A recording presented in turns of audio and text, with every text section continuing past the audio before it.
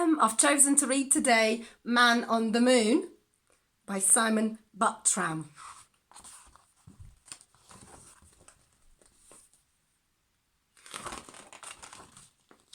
Man on the Moon, a day in the life of Bob.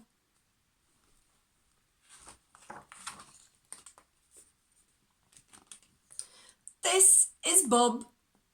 Perhaps you've heard people talk of him. You may know him better as the Man on the Moon.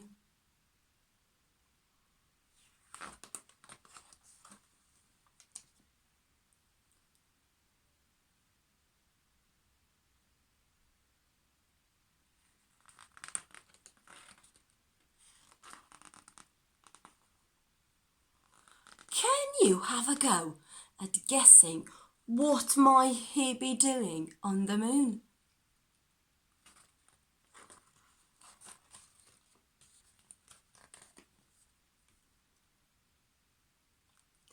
This is where Bob lives. Every morning he rises at 6 o'clock. He has a cup of tea and 2 eggs for breakfast before leaving for the rocket launch pad. On the way, he stops to buy a newspaper and some chocolate toffees. He's on his way to work. On the moon! By 8 o'clock, Bob arrives at the launch pad, changes into his special Man on the Moon suit, and boards his fantastic rocket ship. He must make sure he leaves by 9:15, otherwise he wouldn't make it to the moon by 9. Now, can you have a guess how long it takes him to travel to the moon if he leaves by 9:15 and gets there by 9 o'clock? If you had a guess, let's carry on with the story. On the way, he reads the newspaper and does the crossword.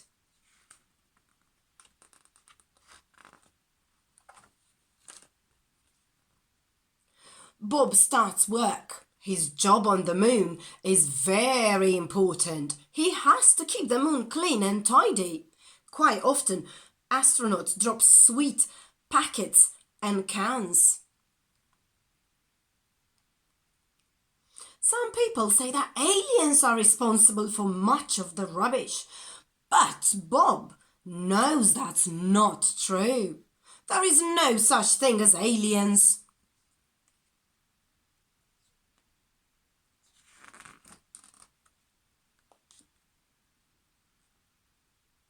Oh, I wonder who are these here?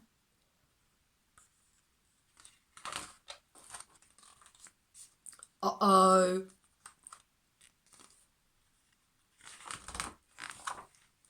By 12:30, it's time to eat.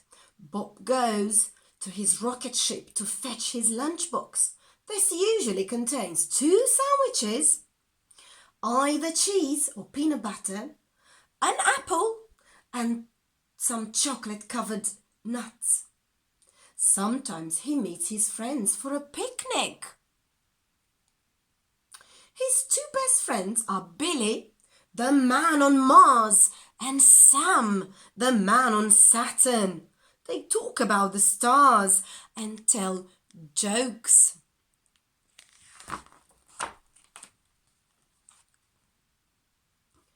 After lunch, tourist spaceships start arriving from Earth. It is part of Bob's job to entertain them and give them something to photograph.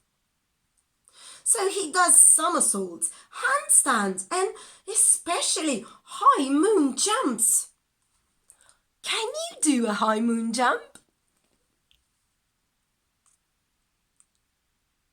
Sometimes he performs for as long as 2 hours and is left quite out of puff.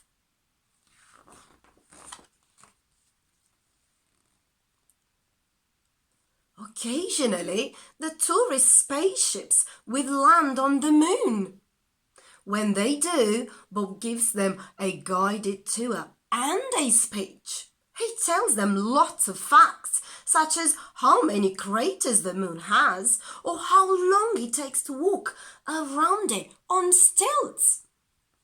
Sometimes people ask him about aliens. And Bob explains patiently that there aren't any. Afterwards, Bob opens a small souvenir stand, selling postcards, pencils, mugs, and small plastic moon models.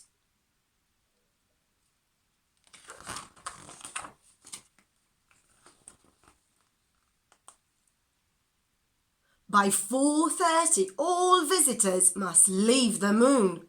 Bob looks around to see that everyone has left. He checks inside any big craters in case anyone has fallen in.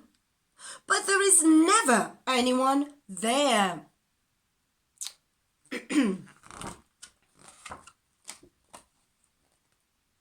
The working day is nearly over. It is time to check everything is in order before leaving for the night. Bob packs away his equipment and any unsold souvenirs into his rocket. He switches on the moon's night light before jetting off towards Earth. By this time he's very tired, but he still has to keep his wits about him while flying the rocket.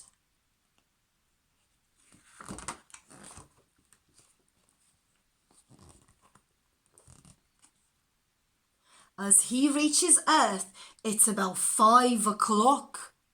The rush hour is in full swing with everyone leaving work and going home, just like Bob.